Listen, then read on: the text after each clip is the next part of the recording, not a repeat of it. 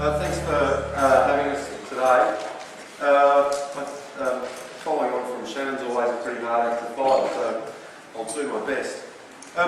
Just on a couple of points that Shannon raised, the emotional attachment to trees when you're making an assessment. For me, I do get emotionally attached to it, and I think one of the things that upsets me about reading other reports is that there seems to be, within our community as arborists, a pretty big effort to find a reason to help our client out to get rid of a tree. And quite often you come up against a codominant stem and you go, oh yeah, the tree's codominant, but that's often used as the reason for the tree needing to come out, when quite often, I beg your pardon, there are other management options available. And one of the disappointing things for me, I think, is that, look, as business people, we do need to try and assist our clients, but if we're providing advice, and that goes to the consultancy side of things, then we need to provide honest advice, and our obligation are to the trees, not to the client. And sometimes you'll get a client that doesn't like to hear your advice, and that's just the way it goes. It just depends on what your business model is. If your business model is the client is always right, well then you will always find a reason to remove just about any tree. If your obligation is to the trees, then on occasions you're going to have to say, look, I'm sorry, but this tree really does have to come out. And I think when trees are in really poor condition, where they've got active failures, then it's a pretty easy decision to make. You just say, look, it has to come out. At the other end of the scale, where the trees are in really good condition, you say, look, this is a ripper of a tree, you really should keep it.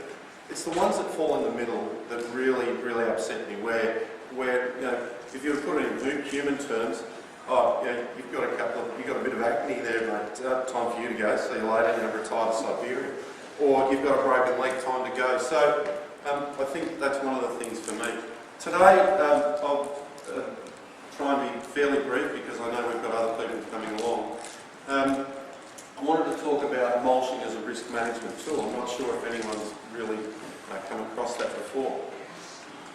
So with the development of human beings, and I always try and put it into human terms when I'm talking about trees, and if you look at humans, we've evolved, as they suggest, over about 2 million years, which isn't very long.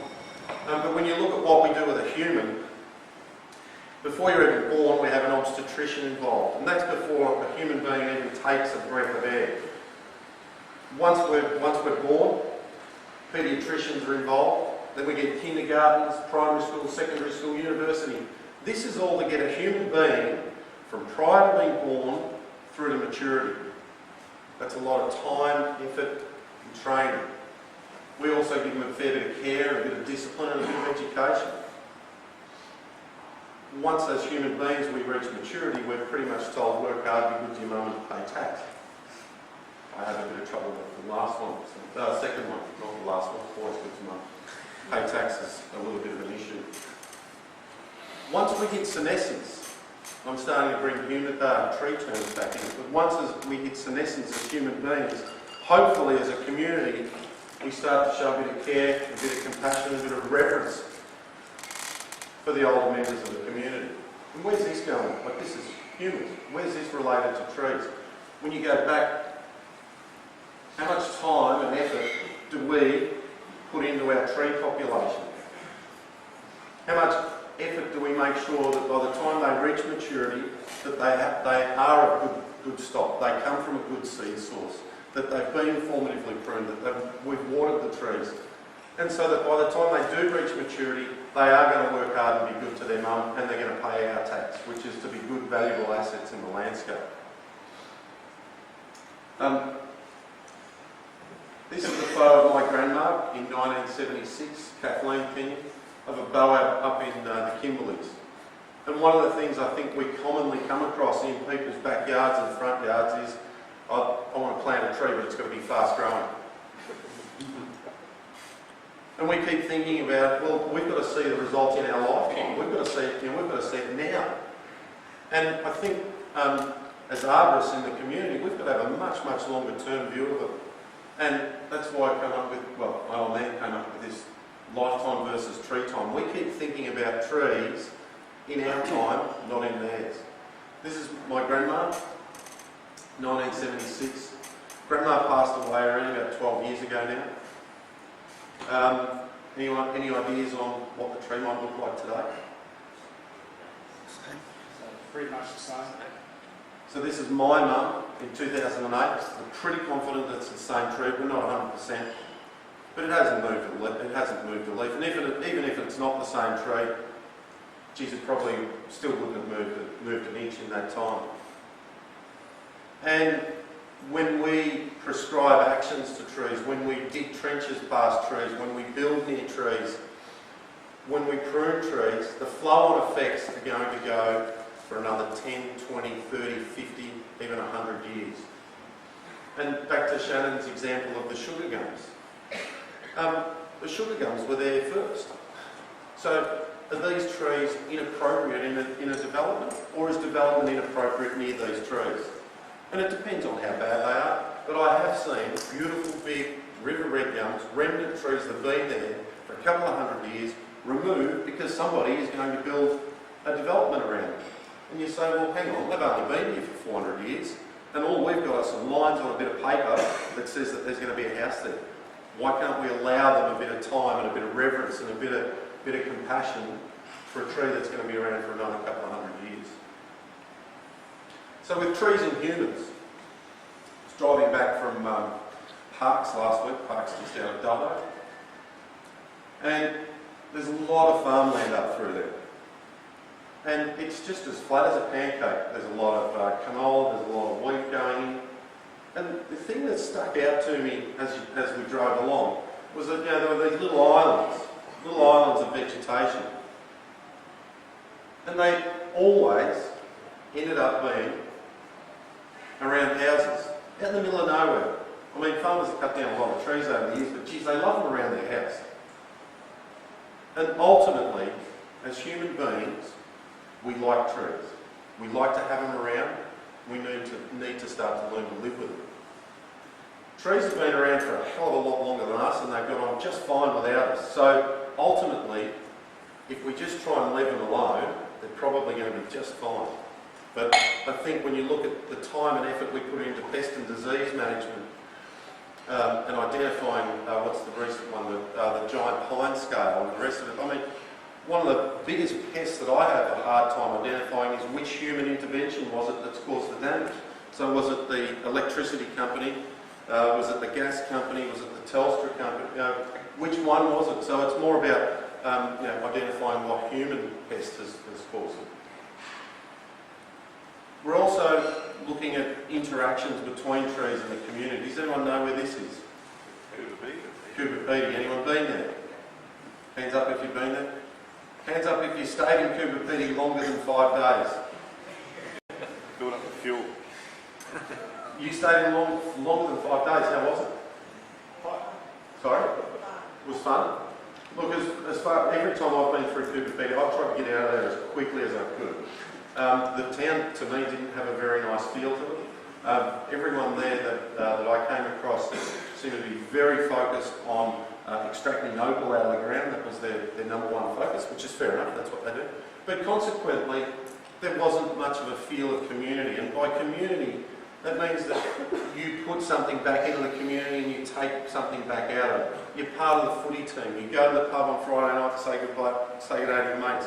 You end up going to the school, helping out at the working bees, those sorts of things. I don't think a lot of that happens in Coober Pedy. But even there, they still try and plant a tree.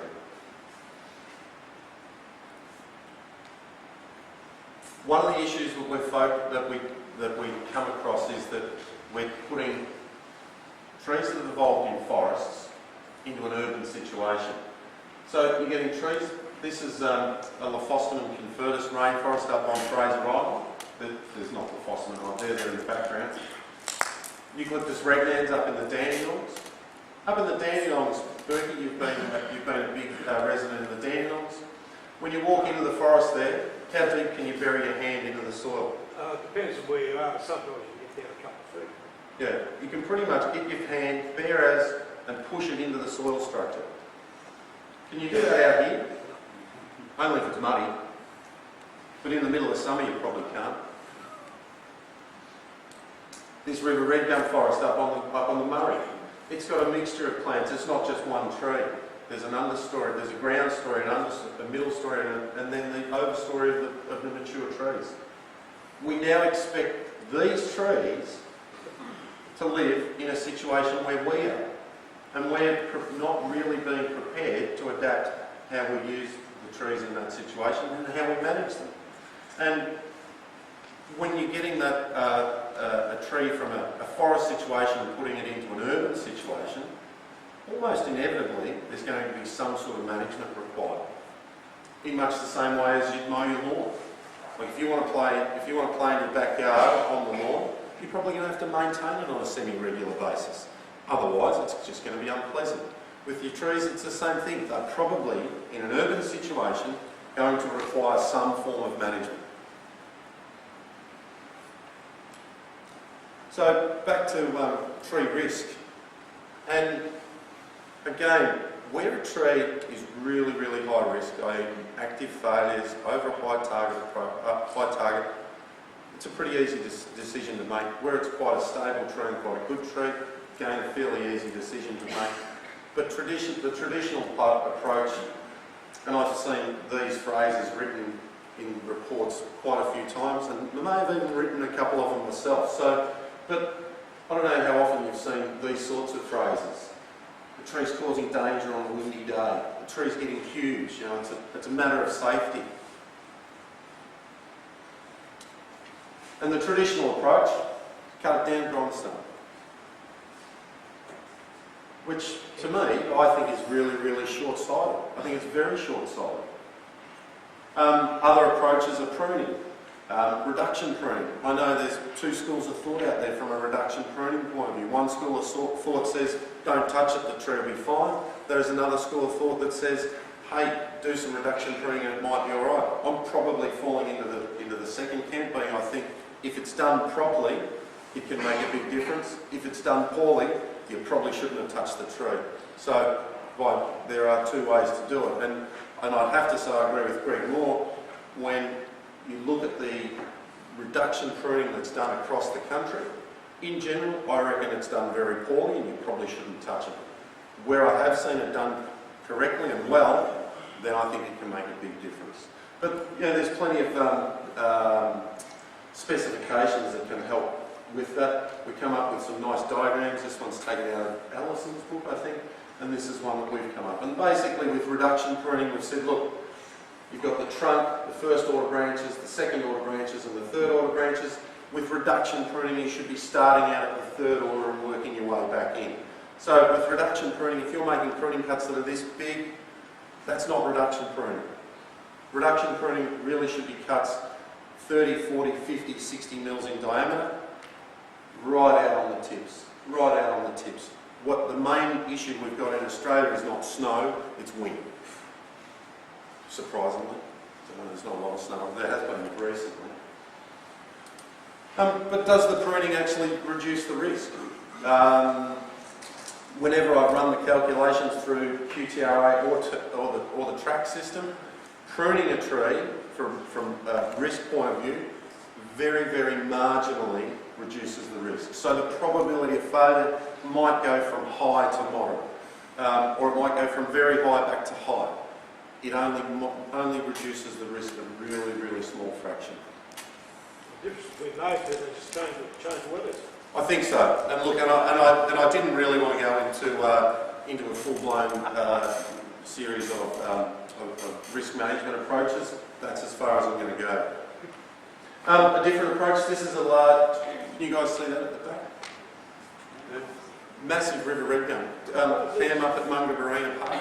Do you remember what it's called there?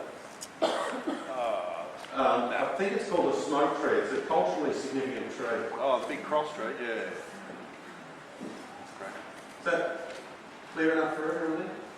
I'm going to bust these things or leave them. It's a massive tree, and people were able to drive up to it and park in underneath it. Now, clearly, it's a culturally significant tree to the Aboriginal community. It's clearly got some issues. There's big epicornics that have landed on the ground. It's quite hollow, all those sorts of things. City of Albury decided for the let's hide it and fence it off approach. So now driving along that road these days, you don't know that that tree's there. They've put bollards down through here, they've stopped mowing, and they've let the understory come up and through. So you drive, previously there was a sign, an interpretive sign there that identified the tree. People used to go in, there was a fair bit of vandalism happening to it, so they've gone for the hided approach, which in this situation with a culturally significant tree like this, I think is probably not a bad one, and if you know where the tree is and what it is, you can go and find it. From a risk point of view, they've done nothing pruning. They've done no pruning whatsoever. In fact, probably the only bit of money they'd have to spend is putting in the bollards. And I'll put the question to you, and that is, how much would it cost to maintain a tree like that from a pruning point of view to keep the risk at an acceptable level, where people are constantly coming in, parking, having a look at the tree, having a picnic, because it's in Albury, it's about halfway between Melbourne and Sydney, so people stay there for a few hours. Would you actually be able to do it from pruning? Probably not, in my opinion. And I think with this approach, when you look at it, they've stopped mowing, so they've actually done less, and they're helping the tree out a fair bit more.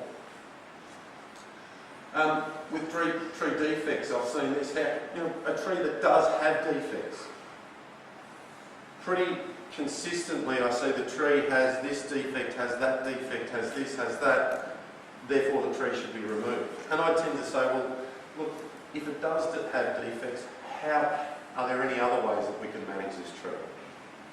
What's the other alternative? Why does it always have to default to tree removal?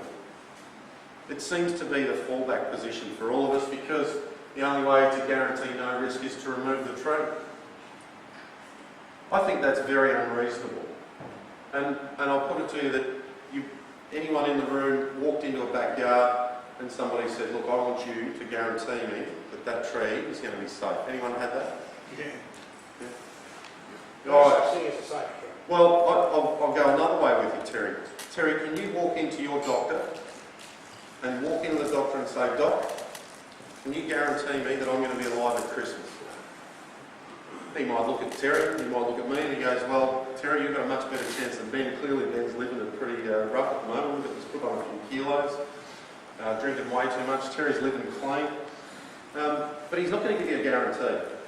Likewise, when you hop into your car and drive to school, do you have a guarantee that you and the occupants of that car are going to rock up to that school safe? Well, no.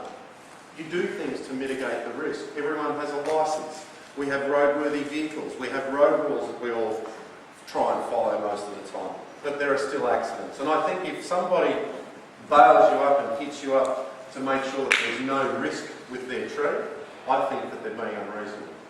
And I think you should put them back in their place. And I think you should say, that's a very unreasonable request. You don't ask for that for anything else in the world. Why do you ask for that with a tree? What's the standard required there? Sorry? What is the standard required to that one? What if The standard required to get into the standard building? I don't understand the question. When you told them, ask the question, what other guarantees can you get for risk? What is your standard reply back? So the question was, what the standard reply, what other guarantees can you get? I can't think of one where you can get a guarantee. Sorry, go again. Then. I'm saying is if you risk the laws, come back to you and say that's building standard rules. That's the standard reply. So the standard reply is it's going to kill someone from a resident, or it's going to hurt somebody really badly. Then I think you need to address that. If they do have those concerns, Pete, then how is that actually going to occur? Is it going to be whole tree failure? Is it going to be stem failure? Is it going to be branch failure? What are the conditions that would require that to happen with a particular tree? I had one last week where I had a principal. There were a bunch of spotted gums in the playground, and she wanted them removed. And I said, well, why is that? She said they're too tall and they're right near the children's playground. And I said, okay, so is there anything else that's concerning you about these trees? She goes, no, they've dropped branches. I said, oh, what sort of branches? She said, oh, they're about this big. And I saw two little old failures in the tree. And I said, so you want to remove this whole cluster of trees? There's 6 or 7 trees there. She said, yep. I said, well, I don't think that that's the best option for you. I think you could easily prune these trees and maintain them in the landscape for a long time. She goes, they could kill somebody. I said, well, they could, but I think the probability of that happening is very, very low. In fact, the probability of one of those particular trees killing somebody is far, far less than me winning tax lotto, and I don't have a tax lotto ticket. And I think that's the reality is that when you really do address the specific issues, the risk that is associated with those trees is far lower than what our perceived risk is. So you're treating the person before the problem. Sorry? Treating the person before the problem? Treating the person before the problem. Yeah, don't go and prune it if it doesn't need it. Maybe try and change their perception of risk. Another lady was worried that the tree might fall onto her house, and I said, look, I've felled a lot of trees, and I said, I can tell you right now, that if I tried to fall your tree, walk up to it with a chainsaw, there is no way I could get it to hit your house unless it was blowing Cyclone Tracy in the direction of your house. That's the only way, so those sorts of things, just providing them with a bit of information as to, look, this tree doesn't even have the capacity to hit your house, it's too far away. Those sorts of things can assist. These trees are up on the Darling River, massive river red gums, and the grey nomads camp under them just about every night of the year. There is a stream of Prados, land cruisers, Land Rovers, everything you can think of with a little camper trailer coming through and camping under them every day of the week. How come they're not being killed? Sorry? How come they're not being killed? Well, they've had a lot of close calls, Terry. Yeah. They have, and that that's no. There's been one of the reasons that we were called in by council was they've had quite a few insurance claims, and they're quite concerned about them. These trees have got big hollows in them. They've got big patches of decay in them. There's two. What do? You're on the banks of the Darling River, one of Australia's iconic rivers. Well, they're unmanageable in the landscape. Let's remove them. Well, again, I mean, is that reasonable? If a river red gum can't occur in the landscape within 50 metres of one of Australia's most major rivers, where can it occur? Where can it go? Where can it live? And again, with the development corridors that we've got, the river red gums that we've got, if they can't occur there, where can they occur? And we need to accommodate them. So we haven't finished this job yet, but we'll be making some recommendations for them. This is a park. This is the intersection of the Murray and the Darling rivers. But people consistently camping under trees or spending time under trees. This tree here had a massive hollow on the shade side of the tree, and pretty big issue. Where a tree has got fairly substantial issues, why is tree removal always the first thing that we go to? So that sort of brings me on to the point of my talk today. And we know that mulch is a fantastic thing. In fact, I tried to summon up Peter Cundall last night, compost and mulch. It just didn't happen for me because of the cold, but anyway. But look, there's a fair few reasons that mulch is fantastic. But mulch is a risk mitigation tool. I don't know if anyone's really thought of it that way at all. We do know that mulch is great. It provides organic matter into the soil. It prevents rapid evaporation from the soil. It improves soil fauna, all those sorts of things. So I was in Sydney a couple of weeks ago, and this is Hyde Park. Took a couple of photos. What's interesting about that photo? Sorry? Sorry, see these spots? They are mulch. What's interesting about the photo? No one sits on the mulch. No one is sitting on the mulch. I thought, geez, look at that. No one's sitting on the mulch. They could sit wherever they liked in that park. There's no sign saying don't sit on the mulch. Everyone's sitting on the grass. In Paris, you wouldn't be able to sit on the grass. Well, that's what the Frenchies say. So, don't worry about it, Berkey. This is the microcories in the same park. Where's everyone sitting? In the shade, in the sun, on the grass. Where are they not sitting? On the mulch. To maintain this tree in this park, City of Sydney have pruned this tree, I reckon, about as far as they can. So out on this branch here, they've reduced it. That's a pruning cut about that diameter.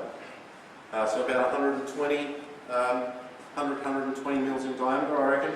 So it's pretty substantial. If they had extended the mulch layer out to the edge of the canopy, how much pruning would they need to do? Maybe a little bit, but probably nowhere near as much. Probably nowhere near as much. Central Park in Stonington, beautiful lawn. One of the biggest reasons that you can't get mulch around the trees is because of the lawn. Everyone loves the lawn. And I'll normally say to them, that's fantastic grass you've got growing. That's beautiful, beautiful turf you've got growing out there. It's a playing field, it should be. And you've got beautiful turf everywhere in the whole park, have you? Yep. And so you can't get some mulch around a tree. No, not acceptable.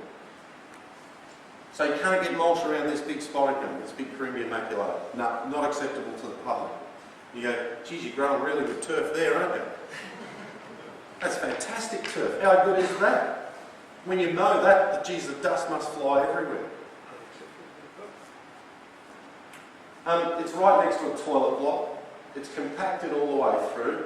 They're not growing turf. Why not mulch it? All you're doing is saving everyone a fair bit of effort and actually making life better for the tree. They have started to do that in the Central Park, by the way. So this is the avenue of, there's an avenue of elms through there, mulched all the way through. People are sitting on the park benches and people are walking along the paths. They're not sitting in underneath the canopies of the trees, which is fine. This, for me, is a really, really easy, passive way of reducing the risk. This is a photo I took of a tree up at Mungavarina Reserve in Albury. It would have been around about 2006, 2007, I reckon I took this photo. Massive tree. This reserve, they had some issues with people coming in and picnicking using the table over here, but also camping on occasion, so people spending a fair bit of time in the reserve. They did have it pruned, and I think since then they haven't had it pruned again. And this is what they did. Firstly, they mulched it, and then they planted it underneath it. Now, when you look at budgets, most councils, most parks departments have got very limited budgets. To prune a tree of that size, and it's got a trunk on it probably a bit bigger than most of the tables in this room, you probably look, I haven't quoted tree work for a long time now, but you've got to be looking at a couple of $1,000, I would have thought, to prune a tree like that and clean it up. Versus, how much does mulch go for? 10, 20 bucks a cubic metre. Let's say you spent, $500 on mulch, and then you don't have to prune it ever again, or very, very rarely. That's a pretty big cost saving in my opinion. You have to mulch it again. Sorry? You'll have to mulch it again. Absolutely. If you didn't mulch it, you definitely have to prune it again, without a doubt. Yeah, you would have to mulch it again, and probably in this situation, they'd probably top it up, I reckon, every 2 to 3 years because they've got a lot of understory being planted through there, so it's self-mulching. They then went through the whole park and started to do it. So all of their big river red gums, they've mulched them and underplanted them, and people are still able to use the park. People are still able to sit in the shade, but they're not sitting directly underneath the canopy of the tree. The City of Albury you're talking about. This is the City of Albury, Terry. Yeah, they're pretty forward thinking. Are they? I think so. No, they are. They're pretty good. And so there's a couple of things. I'll go back to that original slide here. This table here was in the sun for most of the day. They've put some extra tables in, but they've put them outside the drop zone of the tree. They've put them on the shade side of the tree so people can still sit in the shade. And in Moonee Valley many years ago now, massive river red gum in Queen's Park, brand spanking new playground right under the whole tree. And you just said, well, which genius decided to put the playground next to this tree? They said, well, the tree's got to go. I said, well, why? So, well, you know, it's got some big failure points up high, you know, it could fall onto the playground. This is a regional playground. So we probably should have thought of that before you put it in underneath it. Fortunately for that tree, they did move the playground at great expense. But you can place these sorts of bits of infrastructure smartly to get the same effect that you need without an increase in the risk. Very, very easily. So, probably my favourite tree of all time, not really of all time, but my pin-up tree. This is the hovel tree in Albury again, and under the hovel tree there's an inscription on a bit of rock. This is where Mr. Hovel, one of our explorers in 1824, crossed the River Murray, and he inscribed this onto the trunk of the tree. So this tree for Albury, and there's a little interpretive sign. This tree for Albury is one of its most culturally significant and historical trees for the European community there. And as you can see with this photo taken in about 2006, I think, it is absolutely looking like a picture of Hal Fizzle. It's an absolute cracker. They were so worried about this tree that they took samples, small samples of stems, sent them to Canberra and were having them cloned. So they had clones being planted of this tree. And I think these ones on the left are a couple of the clones that they were planting. And I look at that and I think, geez, you know, for a tree, a river red gum, if you're looking at that as part of a community, that kind of reminds me a fair bit of Cooper Pedy. It's not a very pleasant place to be. And what was happening was there were about a dozen possums living in this tree. They got rid of 6 of them physically. They actually trapped them and removed them. They got permits from the Park Service in New South Wales. They put a possum guard on the trunk of the tree. These possums, because it was so isolated, were not coming down out of the tree to feed on other trees. So they were living in the tree and feeding in the tree. And they were literally eating themselves out of house and home. I took my kids camping up to Hatter Lakes a couple of years ago, and we camped in under the river red gums, and I watched this massive tree in full foliage with 4 possums living in it, and I thought, it's in full foliage, what's going on? They came out of their hollow every evening, ran along the branches, came down the branches, and then jumped through the trees until they got to the juveniles that were along the lake edge, ate to their heart's content, then came back into the mother tree and slept there for the night. They were not eating themselves out of house and home. They were part of a community, and they weren't an isolated bit of Cooper Pedy. So with this tree, we suggested that they put a possum guard on, and you can see that it's just there. They then sprayed it out underneath and they mulched it. And on this photo, which is 2 weeks after the possums were physically removed, you see there's a little red tinge happening. That's 6 weeks. A little bit longer. And that's in 2009. And that was last year. Now, mulching, underplanting with different species to promote not fixing nitrogen in the soil, so a lot of the Fabaceae family, lots of acacias. They didn't do any pruning to this tree, and why should they? There was not a great deal of risk. Possums were doing it for him. Sorry, the possums were doing it for them. The possums were doing the pruning for them.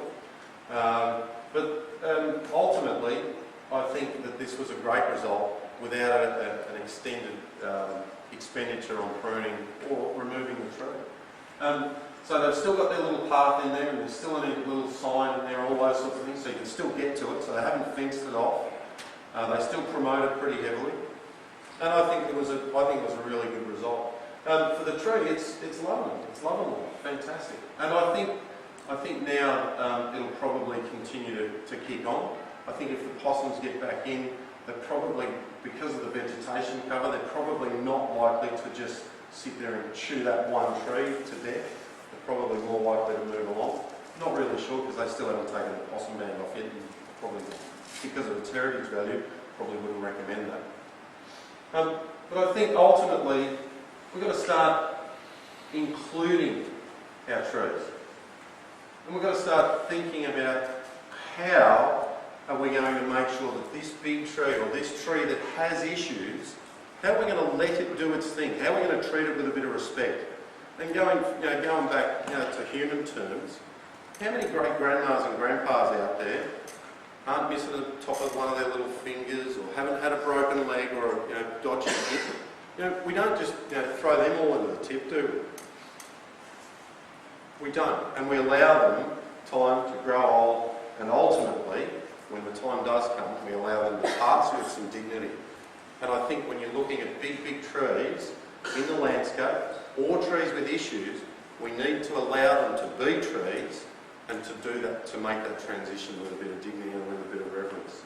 And I don't think we're doing it very well. I think we tend to be going straight to, let's just cut it down. Let's give them a bit of space, without a doubt. Passive use of vegetation.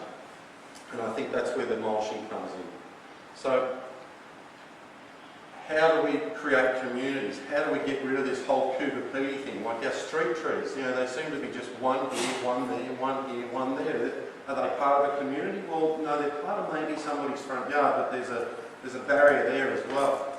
And so maybe we could start to incorporate our street trees into our front yards, which then incorporate into our backyards, and then all the way along the street, and then all the way through the suburb, and then all the way through the city. So, just wrapping up, the silver bullet, I reckon, for trees in an urban situation, you'll like these ones through.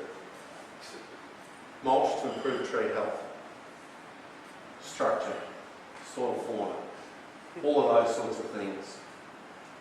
Pretty much the last one, I think protect our trees for the future is probably the big one for me. I mean, we're here for 80, if I live to 80 I'm going to be stoked. If I get to 100 I'll be even more stoked. But the trees that we're managing are going to be around for 200, 300, maybe 1,000 years, and we really need to start taking a tree time view of the trees that we're managing, not a, hey, I need a fast growing tree because I'm only around here for another couple of years. So, thank you. That's about all I've got time for.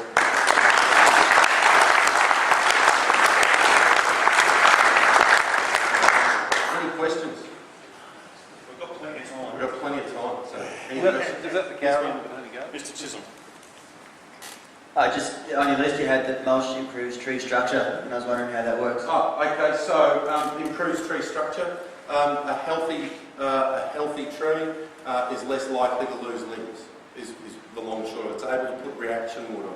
So and this is probably more health related, but as an example, there was a riverbed on the banks of Yarra Boulevard at Burnley, and as students, when we were climbing there, we were asked to remove the mistletoe from it every year.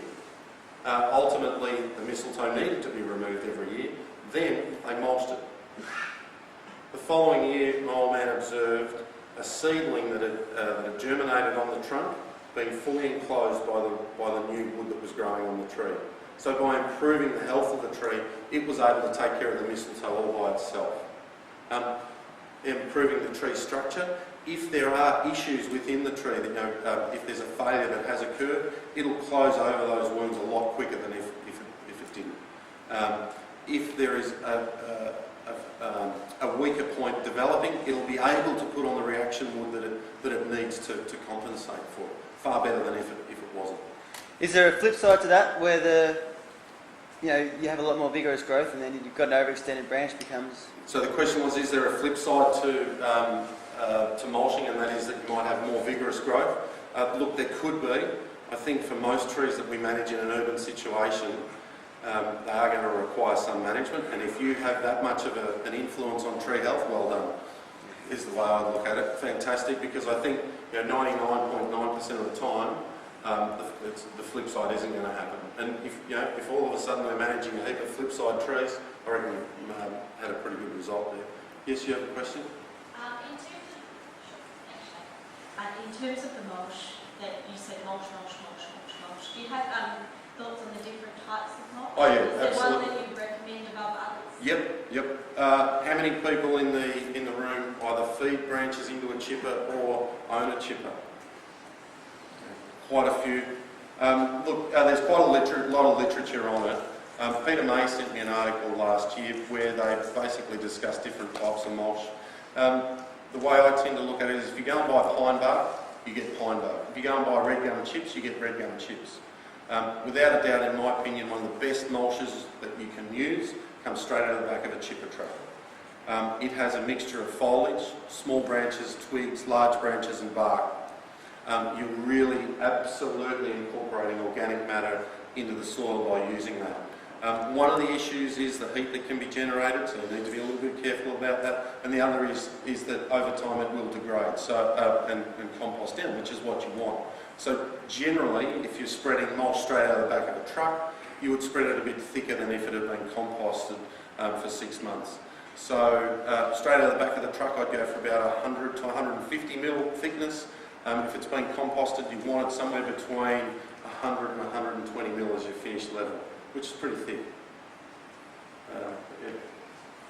Just as we're looking for the next question, Dr. Clem Percival, who presented at the Art Australia conference, has got some statistics or some information that shows that willow mulch is the best for the tree, possibly because of the salicylic acid.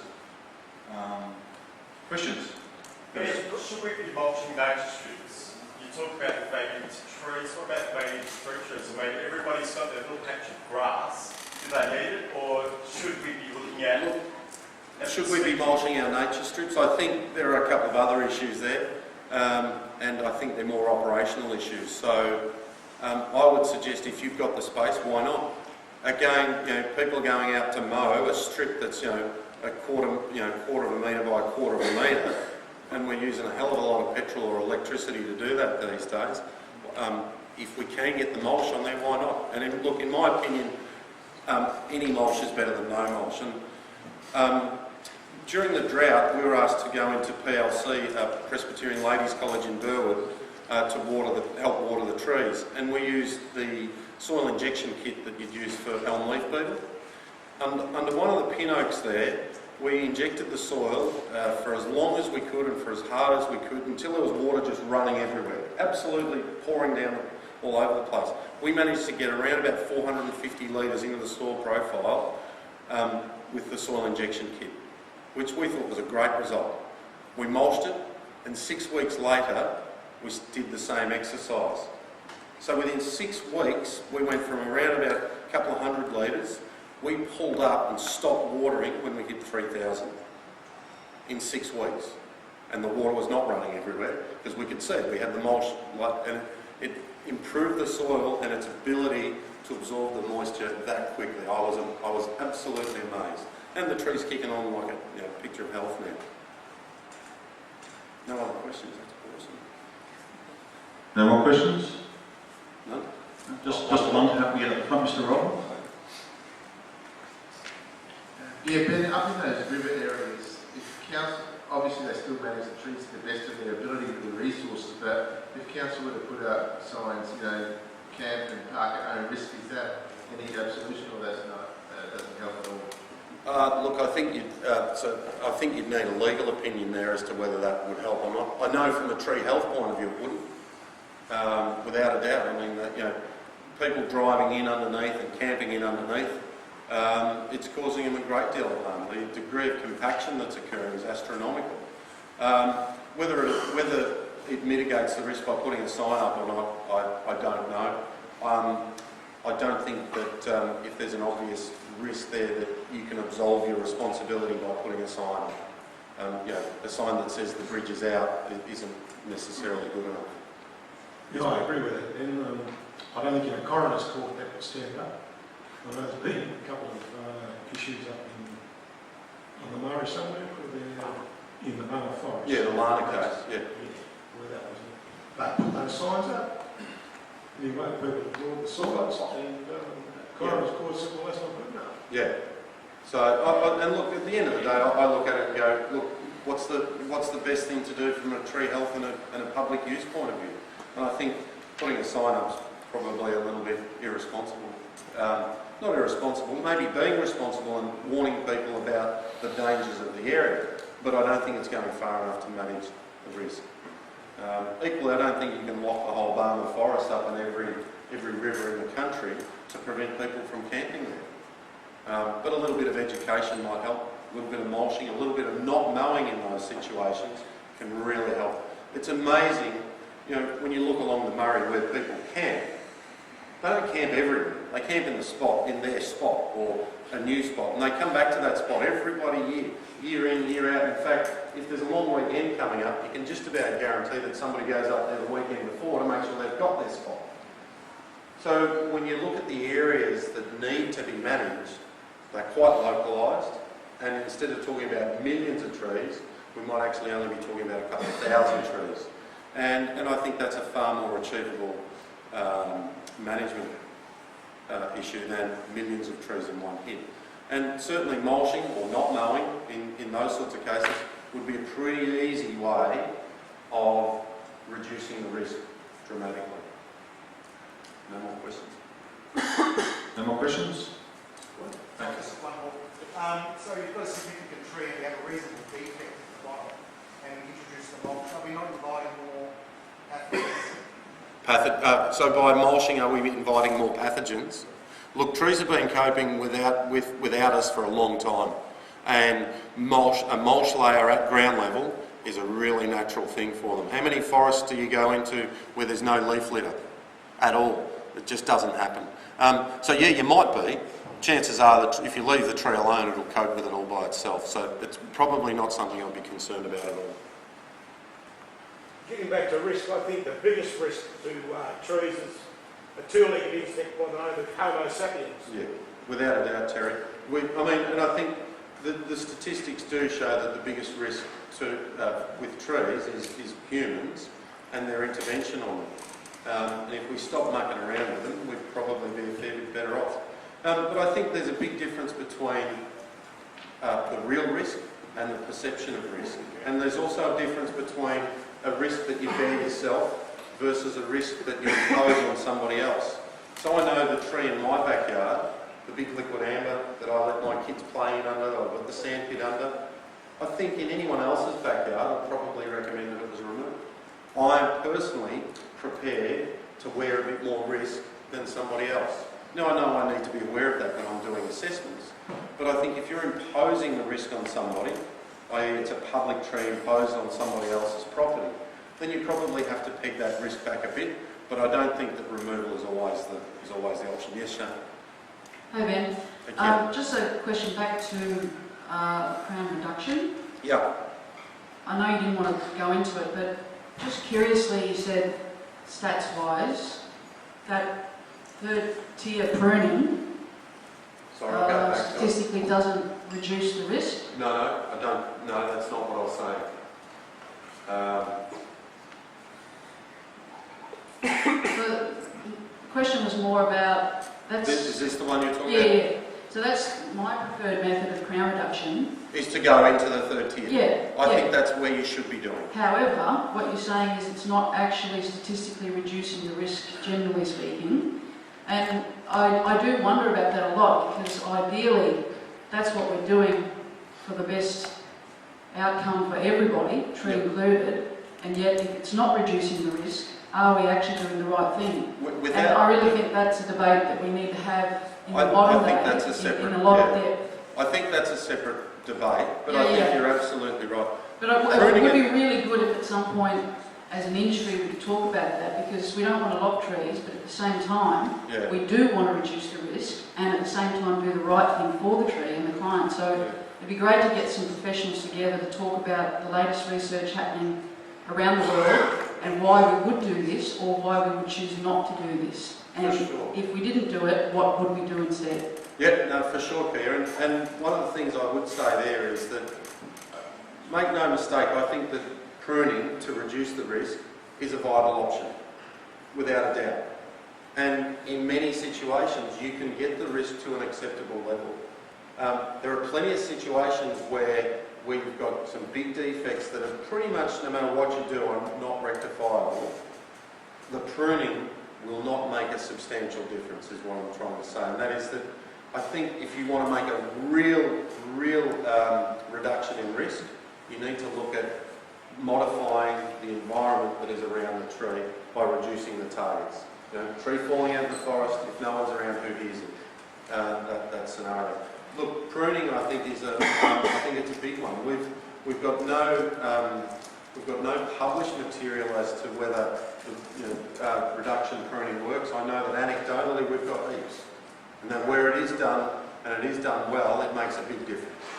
Equally, where it's done poorly, it makes no difference and probably makes the trees worse off than before they were touched. So I'd say, yeah, do some pruning, but with caution. Make sure that the people who are doing it are doing a good job and that they know what they're doing. I think some of Ken James' earlier work supports this method as being the best for reducing the likelihood of failures in larger trees. Okay. So Shannon just said that Ken James's work, early work, may have demonstrated that this style of pruning had the biggest influence. Yes, Corey? I'm a big believer in reduction pruning too, but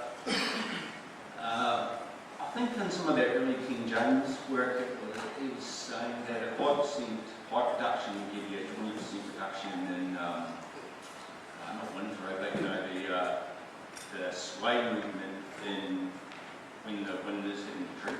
Yeah. I'm not sure if that's correct, but I was around those sorts of things. Yeah. Look, there's a fair bit of stuff going around, but nothing's published just yet. Anecdotally, I know my younger brother Paddy. He's been pruning the trees at La Trobe University in Bundoora for probably 12 years now. When he first started, Bundoora is a circular campus with the car parks around the outside, absolutely chock-a-block with spotted guns everywhere. They were averaging 20 to 30 insurance claims a year from branches failing and smashing windows and roofs of park cars. So he started doing some pruning on extended limbs, doing some reduction pruning on some poorly attached branches, those sorts of things. So since he started doing that, I think they're now up to about 5 claims. Doesn't mean it stops, but geez, that's a fair bit different. That's not 5 claims per year, that's 5 claims total. So that's a pretty big difference, a very big difference in my mind. Okay, thank you. And I'm going to take Kia's question, comment as something where possibly the VTIO should look into the future. And that calls it a break for the morning session. Ben's going to be back in the afternoon, but we can thank him for